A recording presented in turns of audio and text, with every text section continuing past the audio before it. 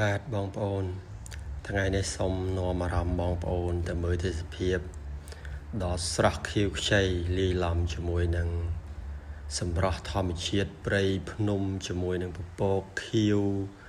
ដេកដាស់ដូចគេគូគំនូចឹងខ្ញុំជឿថាធ្វើឲ្យអារម្មណ៍យើងស្រស់ស្រាយបំបត្តិនៅទុក្ខកង្វល់អស់ហើយបន្ទាប់ពីទៅដើរមើលទេសភាពព្រៃភ្នំហើយក៏មកវិញជុំគ្នាធ្វើម្ហូបហូបបាយហូបទឹកជុំគ្នាទៅចែកគ្នាលេងស្ដាប់សំឡេងសត្វយំខ្យល់បក់រហិធ្វើឲ្យអារម្មណ៍យើងគឺស្រស់ស្រាយបំបត្តិទុក្ខកង្វល់ហើយមនុស្សយើងបើអត់សូវមានទុក្ខកង្វល់គេថាមនុស្សហ្នឹងមនុស្សអត់សូវខ្វល់ហើយតាតិចទៀតទៅអ្នកផ្ទះដេញចេញពីផ្ទះហើយបាទតោះឥឡូវយើងទៅរីករាយទស្សនាវីដេអូពេញនៅថ្ងៃហ្នឹងឥឡូវហ្នឹងម៉ោង 7:03 ហើយឥឡូវសមាជិកក្រុមហ្នឹងគឺមកដល់ហើយពងអដេចាំម្នាក់ទៀតគឺលោកគ្រូខ្មោចគ្រាន់តែម៉ោង 3 ភ្លាមក៏ចេញដំណើរទៅភ្លាមតែម្ដងចេញដំណើរទៅទៀតហើយដោយតែរាល់អាទិត្យចាស់ហើយថ្ងៃសុក្រសៅរ៍អាទិត្យហ្នឹងនិយាយពីរវល់ជាងអ្នកគេធ្វើការបានប្រាក់ខែ$2000ទៀត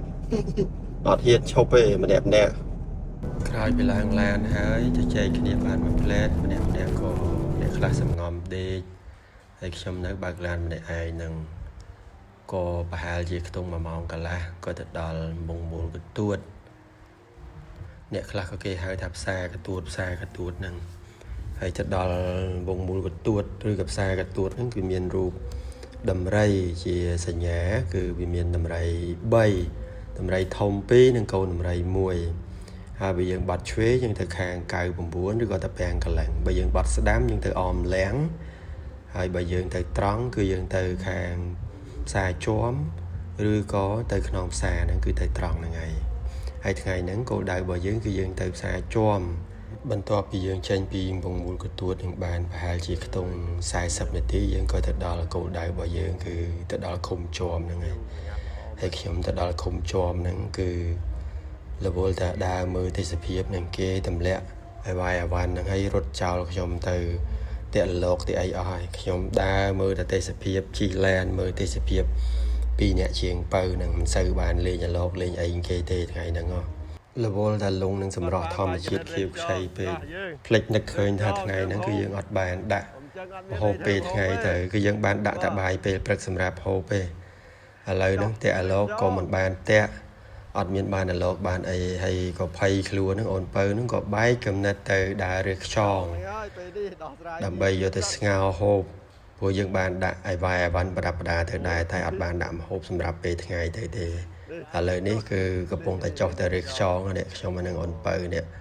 ព្រោះបើមិនចឹងទេថ្ងៃហ្នឹងអាចអត់មានម្ហូបហូបបាយទេមិនដឹងថាមកក្រុមទៀតដែលគេចុះពីឡានហ្នឹងទៅវឹងទៅលេងហ្នឹងមិនដឹងថាគេទៅលេងបានអត់អញ្ចឹងបើអត់ຕົកចិត្តអញ្ចឹងគឺមានតែស្គូខ្យងយកទៅសិនអញ្ចឹងហើយអាចដោះស្រាយជីវភាពបានអត់នេះបើសិនជាអត់បានអីមានតែវាហ្នឹងបើអត់មានម្ហូបអីផងណាបាទមានម្ហូបអីចេញពីកន្លែងរើសខ្យងហ្នឹងមកក៏គិតថាឥឡូវមកលេងអាលោកតិចឡើងទៅជើងភ្នំគីឡូបាន1 2គ្រាន់ធ្វើម្ហូបស្រាប់តែមកដល់កន្លែងជើងភ្នំហ្នឹងឃើញទេសភាពស្អាតពេកទេសភាពវាខៀវខ្ចីដាក់ភ្នែកទៅត្រង់ណាក៏ខៀវដែរហើយខ្យល់មករហិធ្វើឲ្យអារម្មណ៍យើងហ្នឹងគឺវា fresh ហ្មងដល់ពេលអញ្ចឹងមានតែបានលេងអាលោកអីអង្គុយមើលតែទេសភាពហ្នឹងដាក់អាលោកបាន3បកងវាយបាន2គ្រាប់ដែរតែអង្គុយមើលតែទេសភាពសុទ្ធពេលហ្នឹងមានកៅអីមួយផង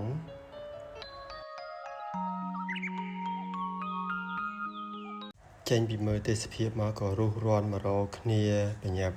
រៀបចំបាយទឹកហូបនឹងក៏រវល់តាមវែងគ្នាបាត់មនុស្សអស់2នាក់11ជុំគ្នាដើម្បីធ្វើម្ហូបបាយទឹកហូបជុំគ្នាស្រាប់តែវែងចុះវែងឡើងតម្រាំទៅរកគ្នាឃើញនឹងម៉ោង1អញ្ចឹងពេលហ្នឹងគឺមកដល់កន្លែងមលុបអាស័យនេះវាមលុបតិចល្អហ្នឹងក៏ជុំគ្នាធ្វើម្ហូបទៅយើងមកព្រៃតតែយើងជួយគ្នាម្នាក់ម្ដាយម្នាក់មួយជើងអញ្ចឹងទៅ ឥឡូវនេះមកក្រុមខាងនេះនេះគឺគេកំពុងតែស្ងោរខ្យងហើយមើលទៅដូចជាចិត្តឆ្អិនដែរមានពុះឲ្យក្លិនឈ្ងុយមកបដាហើយបុកយើងកំពុងតែឃ្លានផងនេះហើយឥឡូវមកក្រុមនេះទៀតនេះពីរអ្នកនេះគេកំពុងតែរៀបចំម្ហូបមួយមុខទៀតគឺស្ងោរជ្រក់ហើយអ្នកចាំហូបនោះគឺកំពុងអង្គុយចាំចំហមាត់លហងហើយឥឡូវស្ងោរជ្រក់នឹងក៏ពុះដែរ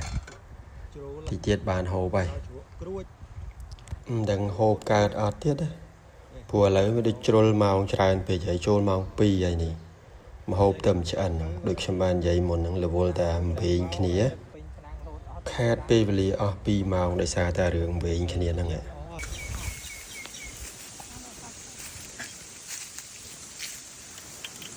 អូមេអស័យនេះដើមស្រួលហ្នឹងបារមីមេអស័យវត្តភ្នែកចូលចុយមកញ៉ាញ់អត់តែគិតលេងតែលោក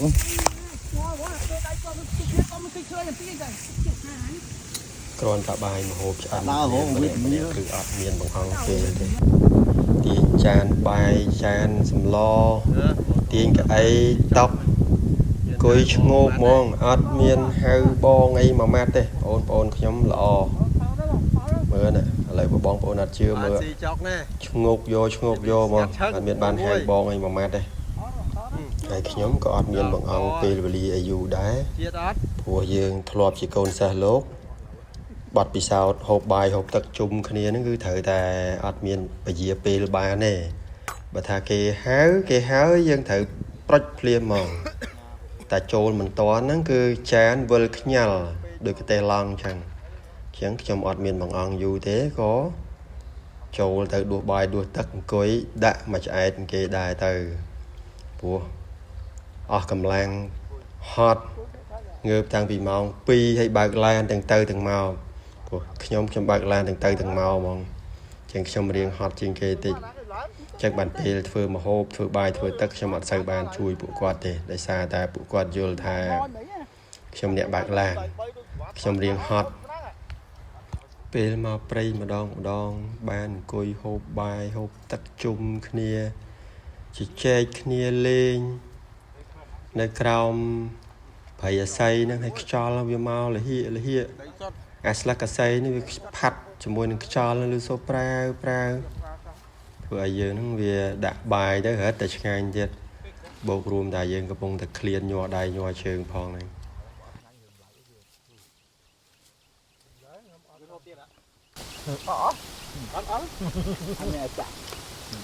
ដល់មួយមក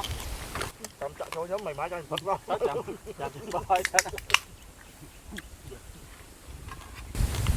ត់ទេ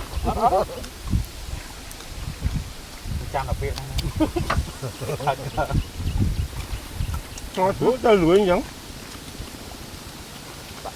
ដាក់នេះបងដាក់បាយហើយនេះខ្ញុំក៏ចងរឹងសម្រាប់បានប្រហែលជា20នាទីទៅកន្លះម៉ោងបងប្អូនគេក៏ដាស់ថាបងឥឡូវម៉ោង3ហើយងើបមកយើងទៅបន្តទៀតហើយខ្ញុំក៏នឹកឃើញក៏អស់កម្លាំងផងអញ្ចឹងក៏នាំគ្នាដាក់កាហ្វេម្នាក់មួយកែវសិនគួយឆុងកាហ្វេទៅចែកគ្នាលេងមកស្ទុះហើយទឹកដោះគោមកកំប៉ុងតែ16000ឯង2លីត្រ30មុំ1លីត្រ20000ទឹកមុំសាងឥឡូវមួយកែវប្រហែលចា4000អូ4000សងនោះមកយើងចុះសាងឡានមកឆុងនៅក្នុងព្រៃទៀត4000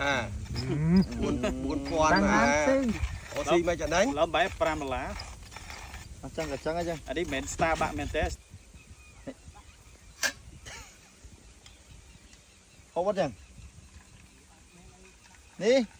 បងជក់ជួយអាដាក់តកកដាក់យ៉ាងហ្នឹងខ្ញុំចាក់មកម្លែកអូនេះខ្វែមែនទេមួយម៉ានសុតបោះគេមកនេះតែហ្នឹងក៏ផឹកវាសុត10ឡាបានអត់បានតែមើលដាក់កកដាក់ហ្មងអូយកកអញ្ចឹងបានខ្វែតិចហ៎មុនតិចជួយដាក់មុនគេហើយ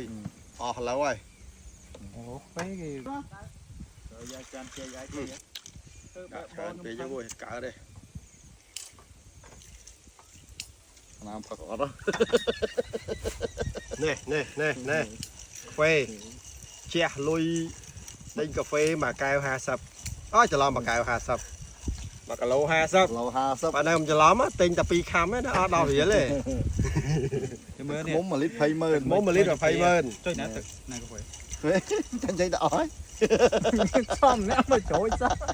mới nhâm đạn là ốc ពេលហើយក៏នាំគ្នាជុំគ្នាថតរូបលេងបានពី3សន្លឹកក៏ដល់ម៉ោងចេញទៅប្រយុទ្ធបន្តទៀតព្រោះម៉ោង3កន្លះហើយអញ្ចឹងនៅមានពេលលេងប្រហែលជាខ្ទង់1ម៉ោងជាងតិចតួចទេឥឡូវយើងចាំឲ្យវ៉ាន់ឡើងឡានវិញពេញមកទូតឡានហ្នឹងនេះទៅលេងបានមួយផ្លែទៀតឥឡូវវាម៉ោង3កន្លះហើយមេឃសតុំទៀតដឹងលេងកើតឬក៏មិនកើតទោះជាមេឃខ្មៅងងឹតតែដូចចិត្តវាអត់ទាន់អស់ចង់ណាអញ្ចឹងក៏ចេញទៅដាក់បានម្នាក់មកបកងពីបកងទៀតតែខ្ញុំពេលដែលចេញទៅហ្នឹងខ្ញុំនៅតែអត់បានលេងដដែលរវល់តែលងសម្រស់ធម្មជាតិហ្នឹងវាឃើញស្មៅខៀវខ្ចីអមជាមួយនឹងពពកដេដាស់ជាមួយនឹងភ្នំខៀវតែពេលអញ្ចឹងធ្វើឲ្យចិត្តហ្នឹងចេះតែជិះឡានមើលទេសភាពទៅមកនៅគ្មានតែបានលេងអាឡូបអីគេទេនេះខ្ញុំមនុស្សផងខ្ញុំនៅតែឃើញស្មៅខៀវខ្ចីនឹងខ្ញុំសប្បាយត្រេកអរស្ទើរនិយាយមិនចាញ់ហើយចុះតម្រាំតែគោតម្រាំតែកាបីទៀតណាវាឃើញស្មៅខៀវខ្ចីអញ្ចឹងដឹងវាសប្បាយចិត្តយ៉ាងណាតែយើងវាមិនចេះភាសាគោភាសាកាបីនឹងទៀតណាវាមិនដឹងថាតែសួរវាថាម៉េចឲ្យវាឆ្លើយប្រាប់យើងបាននេះ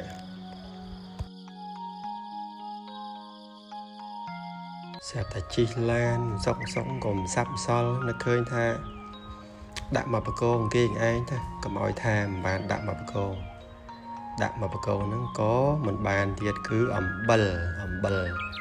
បានតែពីពេលព្រឹក2គ្រាប់ហ្នឹងឯងពេលល្ងាចឡើងគឺអំបិលតែម្ដងបានហើយចេះតែអង្គុយមើលទេសភាពបន្តទៀតចឹងទៅហើយក៏ដល់ម៉ោងត្រឡប់មកផ្ទះវិញឥឡូវកំពុងតែរៀបចំហៅគ្នាដើម្បីឲ្យឡើងមករកផ្លូវធំផ្លូវអីដើម្បីជុំគ្នាយើងចេញដំណើរត្រឡប់មកវិញតបពីហៅគ្នាណាត់កន្លែងជួបគ្នាហើយក៏មកប្រមូលគ្នាឥឡូវមានប្អូនខ្ញុំម្នាក់វាយច្រើនរបូតអាវរបូតខោហើយអត់តែខ្ញុំទេហើយក៏ឡើងឡានត្រឡប់មកផ្ទះវិញតាមតែប៉ុណ្ណឹងហើយបេសកកម្មហ្នឹងគឺត្រូវបានបញ្ចប់ហើយបេសកកម្មអ្នកលេងព្រៃអត់ប្រយោជន៍